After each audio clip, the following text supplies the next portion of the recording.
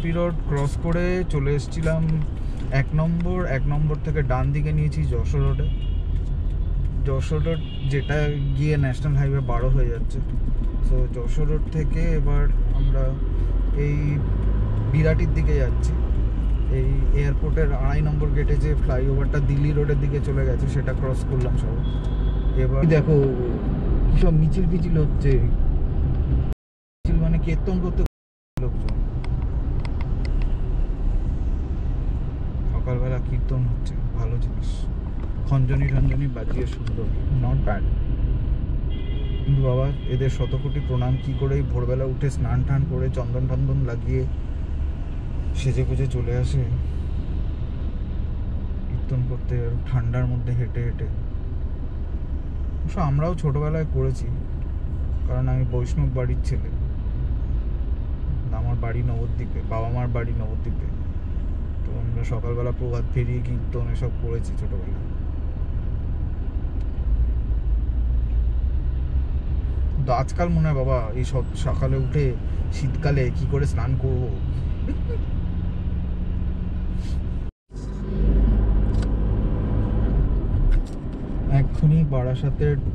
এক্ষুনি বারাসাতের ডাকবাংলো মোড় পার হলাম।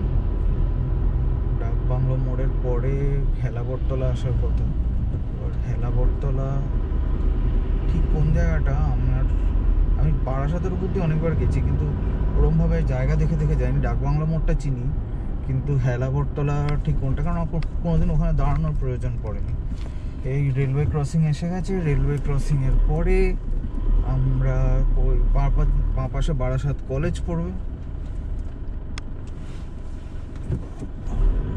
রেলওয়ে ক্রসিং খোলা, লোকাল ট্রেন এখনো চালু হয়নি, চালু হয়ে যাওয়ার কথা। তখন 4টে না 3টে কততে বোধহয় প্রথম বনগা লোকাল।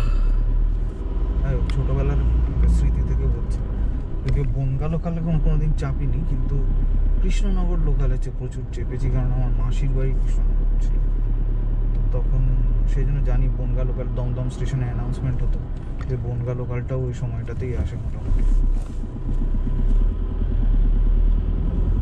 যাই হোক, রেলওয়ে লাইন পার হয়ে গেছি, কলেজ পার হয়ে গেছি, এবার হেলাবরতলার দিকে যাচ্ছি। হেলাবরতলা খুঁজতে গিয়ে আমি দেখলাম হেলাবরতলা অনেকগুলো আছে, নানান জায়গায় নানান রকম বট গাছ হেলে গেছে। দক্ষিণ 24 পরগনাতেও অনেক জায়গায় আছে, উত্তর 24 পরগনাতেও আছে, অন্য সেরকমই এরকম বটতলা হেলাবরতলা প্রচুর আছে। 400 মিটারের মধ্যে আমার যাকে পিক আপ করার কথা তার থাকার কথা। এখানে একটি কালী মূর্তি দেখতে পাচ্ছি, এটাই তো হেলাবরতলা মোড় মনে হচ্ছে, কিন্তু তাকে তো দেখতে পাচ্ছি সামনে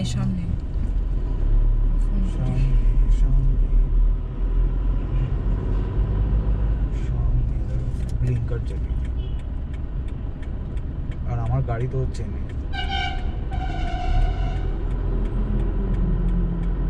ক্র্যাশ প্রোন এরিয়া।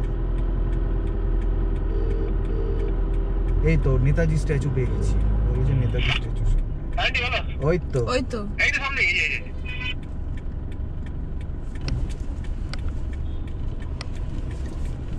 বাবারে কি শীত করছে একজনের, শুধু দুখানা ব্যাগ নিয়ে এসেছে। শুধু দুখানা মানে আর একজন আর কত জিনিস আনবে? পেছনটা খুলতে হবে, একা পারবে না আমাকে নাড়তে। দাঁড়াও আমি যাচ্ছি। বাবা ফার্স্টটাকে পয়সা আছে তো? হ্যাঁ আছে, 1000 টাকা আছে। তো আমরা চলে এসেছি বারাসাত কৃষ্ণনগর ন্যাশনাল হাইওয়ে 12-এ। অন হয়েছে। আমরা চলে এসেছি রানাঘাটের কাছে, রানাঘাটে ঢুকে গেছি। এটা হচ্ছে প্রথম টোল আমাদের, আগেও একটা টোল আছে কিন্তু আমরা ওদিকটি দিয়ে আসিনি, সেজন্য পড়িনি। এই মদনপুর, আর একটু গিয়ে মদনপুর পড়বে, তারপরে আসবে কৃষ্ণনগর। আমরা NH 12-এ উঠে গেছি।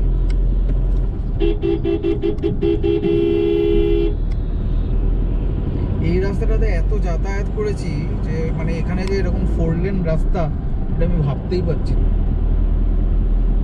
মানে খুবই খুবই কষ্টদায়ক সেকশন ছিল এটা, মানে এটা এটুকু পার করতে আমাদের যান কয়লা হয়ে যেত। তখন আমরা কি করতাম, আমরা দিল্লি রোড ধরে গিয়ে ডানকুনি হয়ে বর্ধমান চলে যেতাম, বর্ধমান থেকে আবার বর্ধমান শহরের ভিতর দিয়ে গিয়ে স্টেট হাইওয়ে 6 ধরতাম, স্টেট হাইওয়ে 6 ধরে গিয়ে পড়তাম হচ্ছে মোরগ্রাম, এবং সেটা করতে ভোর 4টে বেরিয়ে আমরা মোটামুটি মোরগ্রাম পৌঁছতাম 12:30।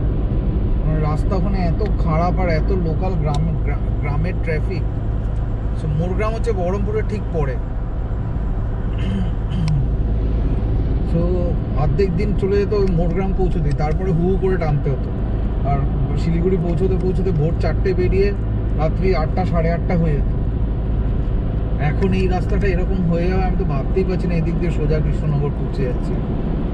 আর আর তখন আরেকটা ঝামেলা হতো, সেটা হচ্ছে তখন ডালখোলা বাইপাস তৈরি হয়নি, ইসলামপুর বাইপাস হয়নি, সেই জন্য আলটিমেটলি কী হতো, বোতলবাড়ি রুট বলে একটা রুট ছিল, ওটার ভিতর দিয়ে আমরা যেতাম। বোতলবাড়ি রুট হচ্ছে বেঙ্গল টু বেঙ্গল রুট। এখানে কি হয়, মানে এমনি ন্যাশনাল হাইওয়ে দিয়ে গেলে, ডালখোলা দিয়ে ঢুকে গেলে যে আপনি কিছুক্ষণের জন্য বিহারে চলে যাবেন, বিহারের পূর্ণিয়া জেলায় পড়বে, কিষানগঞ্জ শহর পড়বে, সেখান দিয়ে আপনি যাবেন।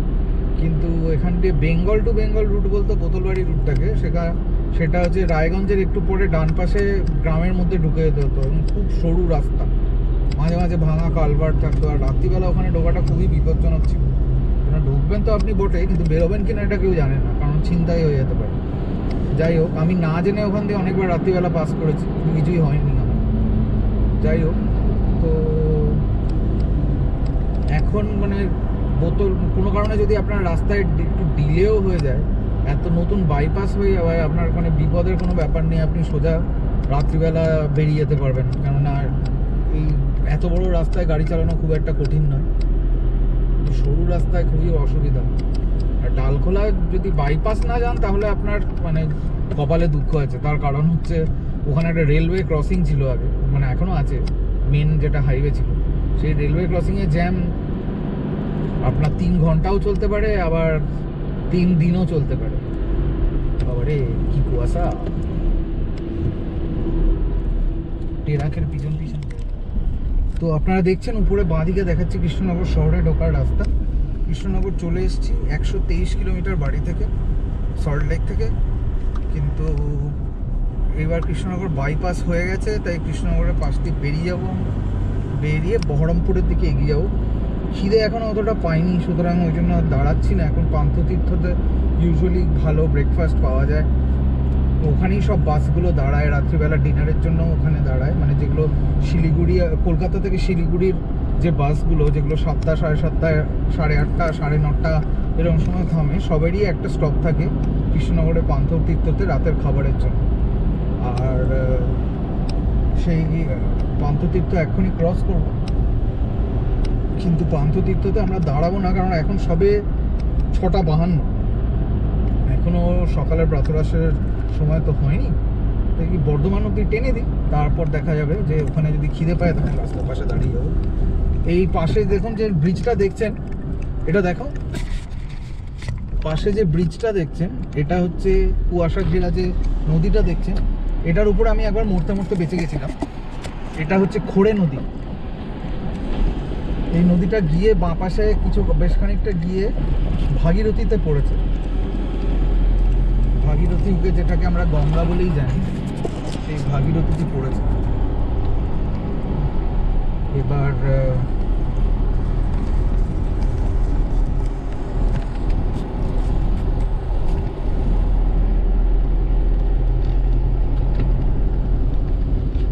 সামনে মাইলপোস্ট বলছে বহরমপুর 85, মালদা 211 আর ডালখোলা 337।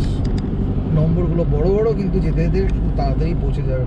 ডান পাশে কত কি কুয়াশা, কি দারুণ দেখতে লাগছে। সর্ষে ক্ষেতের উপরে সূর্যটা সবে উঠছে।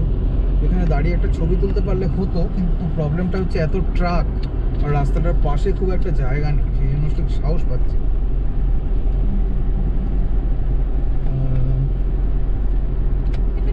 Emergency light on and stand for No, you can put every kind of light on, that doesn't mean the truck will stop.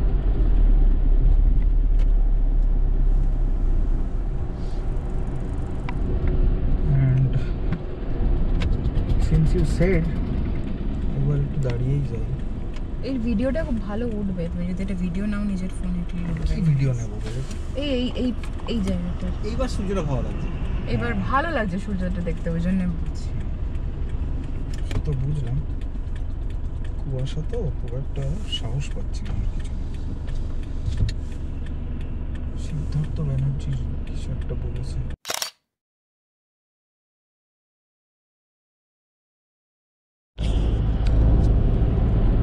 একটু আগে আমরা বেথুয়া ডহরি পৌঁছেছি, কৃষ্ণনগরে তো কথা হলো, তারপরে বেথুয়া ডহরি পার করেছি। বেথুয়া ডহরি একটা রিজার্ভ ফরেস্ট, পাইথন আছে, বাক্সিংও নাই, তবে হরিণ আছে অনেক।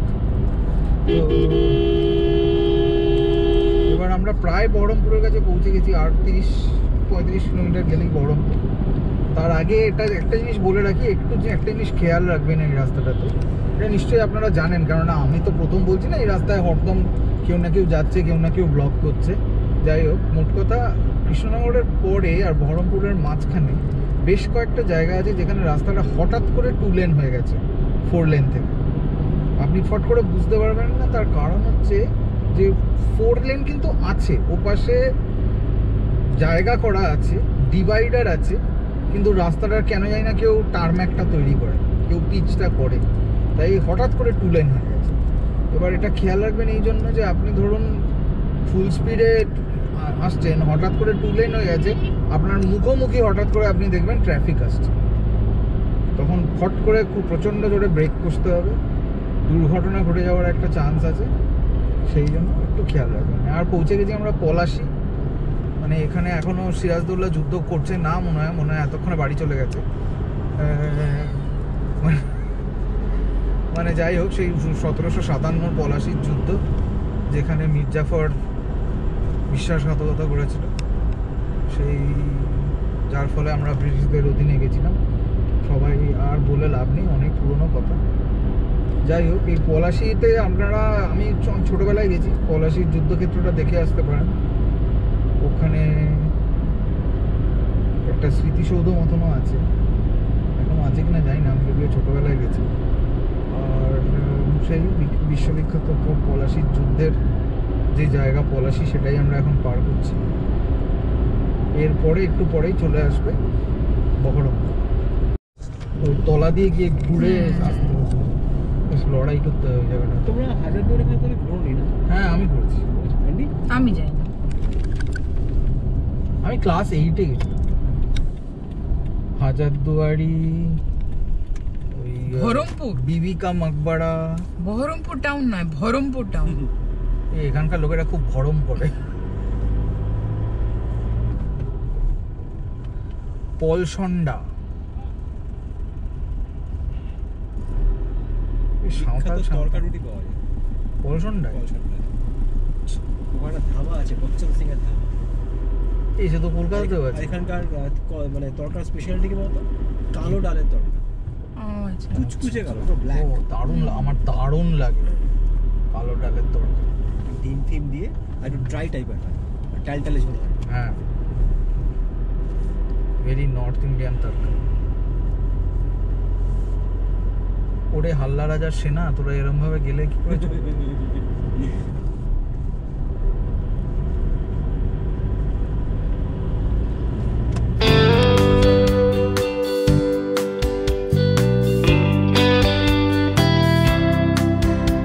এম ধাবা, ইয়ারাদা ধাবা আছে, দেখি ইয়ারাদা ধাবায় কিছু পাওয়া যায় কিনা। ইয়ারাদা ধাবায় ভারত পেট্রোলিয়াম আছে, নিয়ে নি তেল তেল দেওয়া। ইয়ারা ও ইয়ারা, আছে তো? No parking. জিজ্ঞেস করো যে পাওয়া যাবে কিনা, দেখে তো খাঁ খাঁ মনে হচ্ছে। নো পার্কিং মানে কি? ডাকছে। পার্কিংটা কোথায় করবো? ডাকছে। ডাকছে তো ওখানে, এখানেই দাঁড়িয়েছিলাম আমরা মোরগ্রাম থেকে বেরিয়ে। কফি, টি, মিল্ক সমস্ত কিছুই পড়ছে। আমাদের জন্য 2টো কফি নাও, শ্রমিকের জন্য মিল্ক একটা। কেন? আমি কি দোষ করলাম?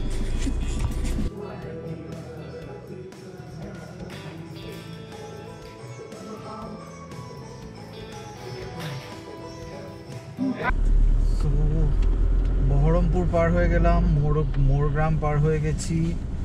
তারপরে আমরা একটু খাবার দাবারের জন্য থেমেছিলাম এক জায়গায়, চা খেলাম, কিন্তু সেখানে খাবার পাওয়া গেল না। তারপরে আমরা একটা ধাবাতে থামলাম, ওই ধাবাটাতে আমরা আগেও থেমেছি। বেশ মানে ফ্যামিলি রুম আছে, এসি, আবার নন এসি এরিয়াও আছে, একটা গার্ডেন মতনও আছে। তো সেখানে আমরা খেলাম পুরি আর ছোলার ডাল, মানে লুচি আর ছোলার ডাল বেসিক্যালি, আর তার সাথে খুব সুন্দর, খুব ভালো কফি। সো পেরিয়ে গিয়ে এবার আমরা এখন আছি ফরাক্কা থেকে প্রায় 40 কিলোমিটার দূরে আছি। এইবার আমরা প্রথমবার একটু ঝামেলায় পড়লাম রাস্তায়, মানে এতক্ষণ তো রাস্তা খুবই সুন্দরভাবে ক্লিয়ার ছিল, এখানে প্রচুর ডাইভারশন এবং প্রচুর ওয়ান ওয়ে করে রাখা আছে, মানে এক সাইড করে রাস্তা যাচ্ছে, মানে একটা দিক বন্ধ, একটা দিকে দুদিকে ট্রাফিক চলছে। তো সেই জন্য একটু গাড়ির লাইন হয়ে গেছে, এখন একটু জ্যাম ব্যাপার। তো আমরা জ্যাম জেলির মধ্যে দিয়ে যাচ্ছি। এবার যে ব্রিজটা আসছে সামনে, এটা ফরাক্কার কিছুটা আগে, যেমন বললাম 40 কিলোমিটার আগে। তো এটা একটা খাল বেসিক্যালি, খালের উপর দিয়ে ব্রিজটা খুব সুন্দর লাগে দেখতে। খোলা থাকলে এখানে ফুটপাথের উপর দিয়ে হাঁটাও যায় খুব। এই ব্রিজটা প্রত্যেকবারই আমরা যাই, প্রত্যেকবারই আমি ভাবি গাড়ি থামিয়ে একটু হাঁটবো, কিন্তু আর হাঁটা হয় না। তার কারণ হচ্ছে আসলে হাঁটার মতন ফুটপাথ খুব একটা থাকলেও সেটা খুবই বিপজ্জনক দেখতে লাগে। শুধু একটা কংক্রিটের পাটাতন করে পাতা আছে, আর কিছু নেই। কোনটাতে পা দেবো আর সেটা সময় তলায় চলে যাবো জানি না। তো সেটার মধ্যে দিয়ে যাচ্ছি। কুইক আপডেট যেরকম বললাম, ফরাক্কা থেকে 40 কিলোমিটার দূরে আছে, আর এই দেখুন পিকনিক চলছে, নাচতে নাচতে ছেলেরা যাচ্ছি ম্যাটাডোরের ঘাট থেকে। গিয়ে পৌঁছে গেলে, ফরাক্কা পৌঁছে আপনাদের সাথে আবার কথা বলছি, আশা করি তার আগে কোথাও যানজট পাবো না।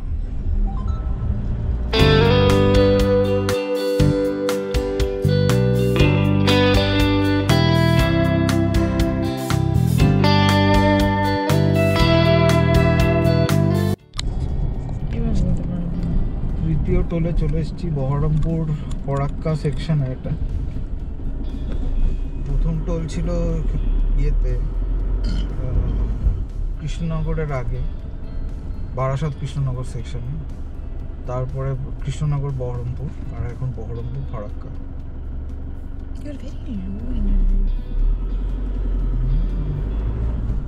আই টক শোনা যাচ্ছে তো, আমি তো আগেরটা তো দেখেছি।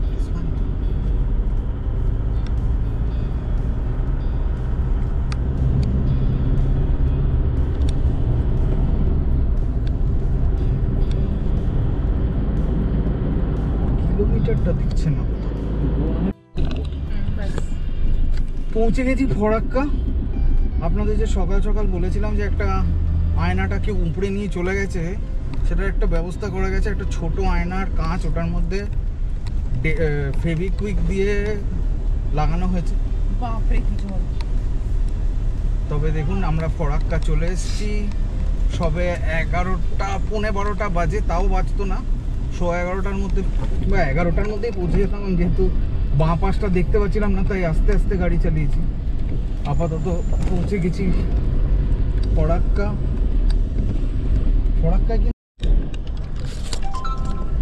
তো সেই ফরাক্কার উপর দিয়ে যাচ্ছি। শীতকাল হিসেবে কিন্তু প্রচুর জল রয়েছে ফরাক্কায়, আর ফরাক্কা দেখতে আমাদের প্রত্যেকবারই খুব ভালো লাগে। তার কারণ একটা বিরাট বড় ড্যাম, ছোটোবেলা থেকে ট্রেনে করে পাস করাতে একটা মজা, আমাদের একটা ছোটোবেলার নস্টালজিক স্মৃতি রয়ে গেছে।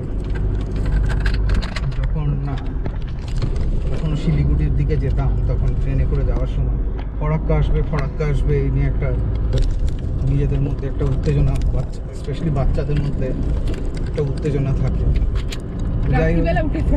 রাত্রিবেলা উঠে ফরাক্কা দেখ, ফরাক্কার নিচে জলগুলো পাক খাচ্ছে, আমার মনে আছে এখনো সেই স্মৃতি আমার আছে। যাই হোক, এমনি গাড়িতে করেও আমি ফরাক্কা দিয়ে প্রচুরবার পাস করেছি, আরেকবার পাস করছি। প্রচুর জল রয়েছে, এখান থেকেই বাংলাদেশের জল বন্টন যে চুক্তি আছে সেটাকে কন্ট্রোল করা হয়, সেটাকে নিয়ন্ত্রণ করা হয়। এবার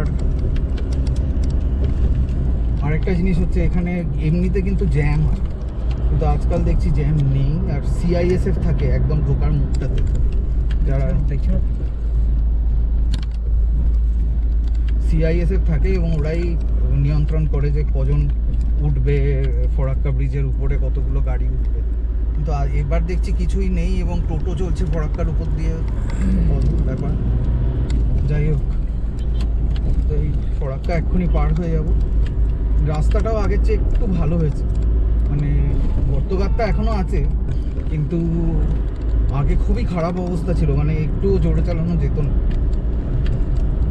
জোরে চালানো না একদমই উচিত নয়, আমি যেটা বলছি সেটা হচ্ছে মানে ওই 10-এ যেতে হতো, এতই গর্ত ছিল যে গর্ত এড়িয়ে যেতে যেতেই ফরাক্কা পার হয়ে যেত।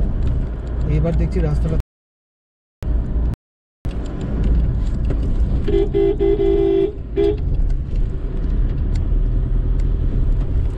ফরাক্কার পরেই একটু পরে মালদা চলে আসবে।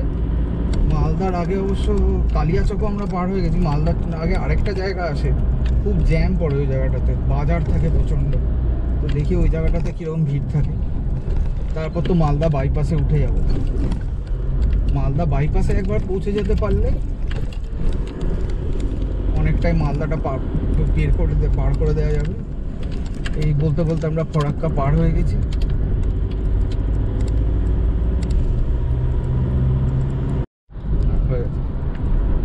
তো আমরা মালদা পৌঁছে গেছি। মালদাকে বাঁ পাশে রেখে আমরা মালদা বাইপাস ধরে যাচ্ছি। আর কিছুক্ষণের মধ্যেই আমরা রায়গঞ্জের দিকে চলে যাব। এখন বাজে হচ্ছে 12:30। আমরা বেরিয়েছিলাম 4:10 নাগাদ, তার মানে প্রায় ওদিকে 6-8 ঘন্টা হয়ে গেছে আমাদের। আর আমরা এসছি 332 কিলোমিটার। তার মধ্যে আমরা লুচি খেয়ে, চা খেয়ে আর আয়না ঠিক করে প্রায় ঘন্টাখানেক নষ্ট করেছি। তো 7 ঘন্টায় 332 কিলোমিটার ধরতে পারেন, এবং হেসে খেলে চালিয়ে। 100-তে আমি যাইনি, বেশিরভাগ সময় 80-তে গাড়ি চালিয়েছি। শুধু একবার মাঝখানে আমাকে একটা স্কুটি তাড়া করেছিল কোনো অজ্ঞাত কারণে, তখন আমি 100-তে গেছিলাম। তাছাড়া একবারও 100-তে যাইনি, 80-তে চালাচ্ছি। কারণ আমার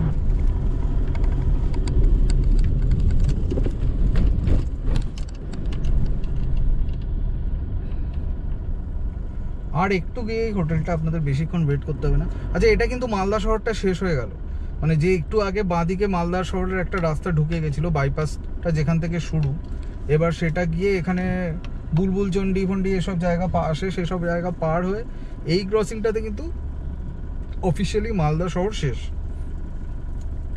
আপনি যদি বাঁদিকে কেটে গিয়ে মালদা শহরের ভিতরে ঢোকেন, বেশ খানিকটা যাওয়ার পর বাঁ পাশে মালদার রেল স্টেশন আসবে, তারপরে মূল শহর আসবে। একটা বিশাল বড় ফ্লাইওভার আছে, সেটার তলা দিয়ে আপনি এসে যে ওটাই মেন রাস্তা, ওটার চারপাশেই সমস্ত বসতি সমস্ত কিছু ওটাতেই গড়ে উঠেছে। মানে অবভিয়াসলি অনেক আলাদা রাস্তা আছে, অনেক আলাদা আলাদা পাড়া আছে, কিন্তু মূল রাস্তা ওটাই, সব বাইকার বয়েস। এনিওয়ে, তারপরে সেটা পেরিয়ে সোজা গিয়ে ওই রাস্তাটা কিন্তু একদম মালদার মাঝ বরাবর শিবদাঁড়ার মতন উঠে গেছে, আর সেটা গিয়ে শেষ হচ্ছে এখানে। সেই জন্যই বললাম যে এটাই মোটামুটি মালদা শহরের শেষ।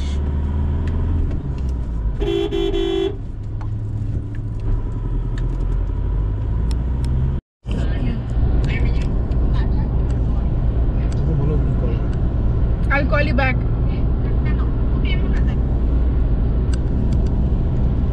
সো আমরা এখন বাজে 1:54, দুটো এখনো বাজেনি। মাঝখানে আমরা একটু ফটো সেশন করার জন্য দাঁড়িয়ে গেছিলাম, সর্ষের ক্ষেতে ফটো সেশন করে নিয়েছি। আচ্ছা, আমরা রায়গঞ্জ পৌঁছে গেছি। আমরা এখন রায়গঞ্জ বাইপাস দিয়েছি। এই রাস্তাটাতে আগে আমি যাইনি, এটা নতুন হয়েছে মানে হয়তো মাস 6 হলো খুলেছে। তো রায়গঞ্জ বাইপাস দিয়ে যাচ্ছি এখন। রায়গঞ্জ যদি দুটোর মধ্যে পার হয়, ওদিক থেকে নে, ওদিক থেকে নিলেও খুব একটা আসবে না, আমাকে ওদিক থেকে নিতে হবে। তোমার ওদিক থেকে নিলে আবার সর্ষে ক্ষেত পাবো না আমি, আবার তাই তোমাকে আরো ওদিকে যেতে হবে। বলছে তোমার মুখটা উল্টো দিকে, তো সে আবার কি? এটা মধ্যে পার হয়ে যায় তাহলে আমার ডালখোলা পৌঁছতে ম্যাক্সিমাম 3টে, আর ইসলামপুর 4টে। 5টা 6টার মধ্যে যতই চেষ্টা করি আমার শিলিগুড়ি ঢুকে এবার দেখা যাক। দারুণ রাস্তা। আমরা ডালখোলা পৌঁছে গেছি, লাঞ্চ করে নিয়েছি। এবার সামনে যে বলেছিলাম ন্যাশনাল হাইওয়ে 27 ওটা চলে এসছে এবং সামনে একটা বিরাট ফ্লাইওভার আছে আপনারা দেখতে পাচ্ছেন। এখান থেকে কিন্তু এই ফ্লাইওভারটার তলা দিয়ে আমাকে ডান দিকে নিতে হবে। শিলিগুড়ি আর 127 কিলোমিটার। এই ডান দিক দিয়ে সোজা গেলে কিষানগঞ্জ, 25 থেকে 28 কিলোমিটার পরে হচ্ছে কিষানগঞ্জ। এখান থেকে রাস্তা কিন্তু খুব খারাপ। এটা কি থেকে বোঝা যাচ্ছে? 124 কিলোমিটার না 127 কিলোমিটার দেখলাম না এখন। 136 কিলোমিটার যেতে 3 ঘন্টা লাগবে। হ্যাঁ, আমাদের হোটেল অবধি 136 কিলোমিটার, যেতে 3 ঘন্টা লাগবে বলছে। 136 কিলোমিটার যেতে ম্যাক্সিমাম 1.5 থেকে 2 ঘন্টা লাগার কথা। 3 ঘন্টা লাগবে মানে বুঝতেই পারছেন রাস্তা প্রচন্ড খারাপ। আর এখানেও মানে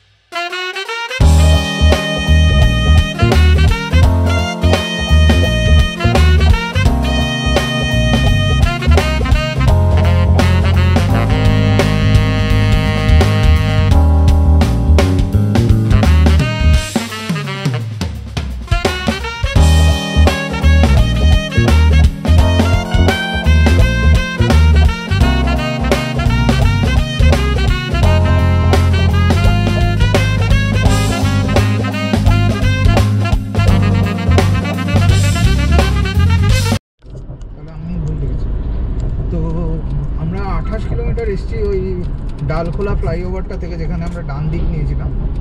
এই 28 কিলোমিটার প্রাণ ওষ্ঠাগত হয়ে গেছে। তার কারণ হচ্ছে রাস্তা প্রচণ্ড খারাপ, মানে কোন থেকে খানা খন্দ পুকুর ক্ষেত সব রাস্তার মধ্যেই আছে। তো এবার সেটা করে আমরা পৌঁছে গেছি কিষানগঞ্জ। কিশোরগঞ্জটা বিহারে পড়ে, একটা বেশ পকেটের মতন, যেটা পশ্চিমবঙ্গ থেকে আমরা বিহারের মধ্যে ঢুকে আবার টুক করে এই বিহার থেকে বেরিয়ে পশ্চিমবঙ্গে ঢুকে যাই ইসলামপুরের ঠিক আগে। তো সেটাই আমরা ঢুকে গেছি আবার, মানে কিষানগঞ্জ প্রায় পার হয়ে গেছি। এই ফ্লাইওভারটা একটা বিশাল লম্বা ফ্লাইওভার, প্রায় 3-4 কিলোমিটার লম্বা একটা ফ্লাইওভার আছে। তো সেই ফ্লাইওভারটা ক্রস করলেই মানে এই বন্দে ভারত যাচ্ছে, আপনারা দেখতে পাচ্ছেন বন্দে ভারত, শিলিগুড়ি বন্দে ভারত যাচ্ছে। This is a unique shot.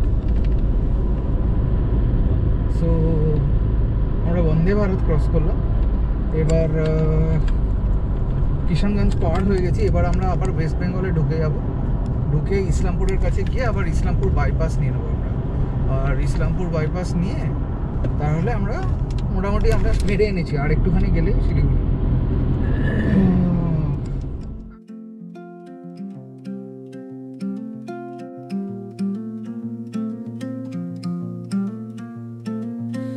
Sunset falling like a dream, golden light on waves.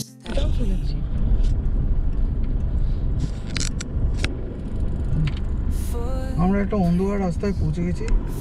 এটা দিয়ে ওই দার্জিলিং মোড় থেকে বাঁদিকে নিয়ে হিলকার্ট রোড দিয়ে গিয়ে আমরা ইউজুয়ালি 4 বেদাস বলে একটা হোটেলে থাকি, কিন্তু সেটাতে অতি আশ্চর্য দাম চাইছিল, প্লাস অকুপেন্সি ছিল না, সেই জন্য ওটাতে আর থাকিনি। এবার একটা আমরা ওয়াইল্ড হোটেলে থাকছি, যেটা অনেক দূরে জঙ্গল ফঙ্গলের মধ্যে, চারপাশে নাকি চা বাগান আছে। হোটেলটা কম্পারেটিভলি মানে হোটেলটা নতুন, আগে কখনো নাম শুনিনি। আর সব থেকে বড় কথা হচ্ছে যে হোটেলটা রিভিউগুলো দেখলাম খারাপ নয়। তো আমি বুক করার আগে ভাবছিলাম, তারপর ভাবলাম রিভিউ দেখে বুক করি। দেখা যাক, গিয়ে দেখি কিরকম রুম টুম দেয়। চা বাগান আমার বাঁদিকে পুরোটাই প্রায়। সো প্লেস অ্যাকচুয়ালি অ্যান্ডি ভিডিওটা করো।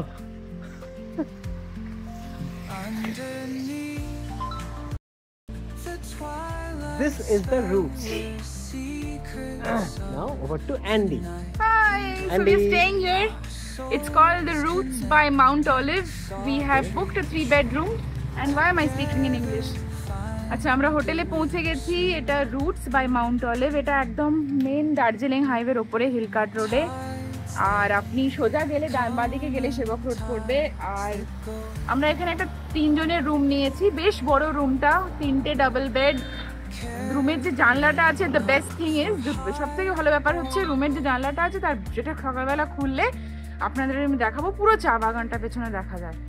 তো কালকে সকালে দেখা হবে। আজকের মতো bye bye, good night. Subscribe, like and views for Krishani travels. Thank you so much.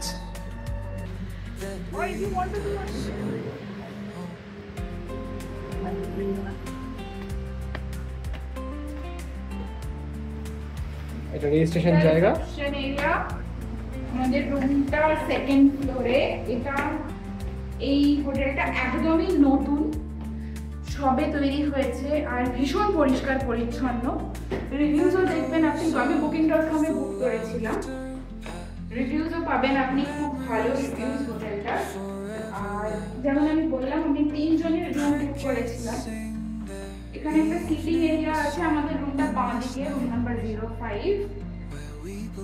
এদিকে আরো 2টো রুম আছে। খুব বেশি সংখ্যক রুম নেই, কিন্তু যা আছে ভীষণই ভালো, ভীষণই আপাতত যা বুঝেছি তাতে ব্যবহার ভীষণ ভালো, খুব হেল্পফুল। রুমটা দেখাই আপনাদের। আমি 3 জনের রুম নিয়েছিলাম, তো 3টে ডাবল বেড আছে। আর ওই যে জানলা, ওই জানলাটা খুললে, এখন আপনারা দেখতে পাবেন না, আমি খুলে দেখাতে পারি। বাইরেটা এখন পুরোটাই অন্ধকার। জানলাটা খুললে পেছনটা পুরোটাই চা বাগান। এখন কিছুই দেখা যাবে না, ভূত নেই তো? পুরোটাই অন্ধকার। আশা করি ভূত নেই, রাত্রিবেলা ধরবে না। বাট কালকে সকালে নিশ্চয়ই দেখাবো আমি আপনাদের এই ভিউটা। Bye bye. দেখুন দূরে পাহাড় দেখা যাচ্ছে, আর এটা আমাদের রুমের ভিউ। রুম থেকে দেখা যায় পুরো চা বাগানটা সামনে। খুব সুন্দর লাগছিল ভোরবেলা উঠে, যখন সূর্যটা উঠছিল আস্তে আস্তে গাছের মধ্যে দিয়ে, পাতার মধ্যে দিয়ে আলোটা নিচে পড়ছিল। ভীষণ একটা সুন্দর মায়াবী পরিবেশ তৈরি হয়েছিল। তো চলুন আমরা বেরিয়ে পড়ি। আবার দেখা হচ্ছে রাস্তায়।